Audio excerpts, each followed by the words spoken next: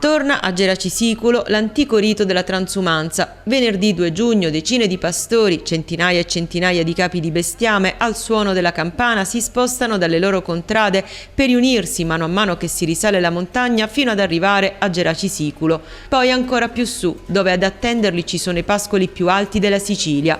La transumanza è l'evento che da sempre segna nel puntuale calendario degli allevatori geracesi l'inizio dell'estate. Da diversi anni è anche diventata un'apprezzata occasione di promozione turistica, unica nel suo genere, che offre la possibilità di assistere dal vivo ad un rito ancestrale che affonda le sue radici nella notte dei tempi, per ritrovarne traccia nello statuto istitutivo del comune di Geraci. È qui che per la prima volta venne stabilita la data del 24 maggio come giorno dedicato alla transumanza verso terreni di proprietà pubblica che il comune assegna ai pastori per garantire pascoli ricchi e freschi anche nei mesi estivi. Quest'anno, a causa del maltempo, l'evento è stato spostato al 2 giugno.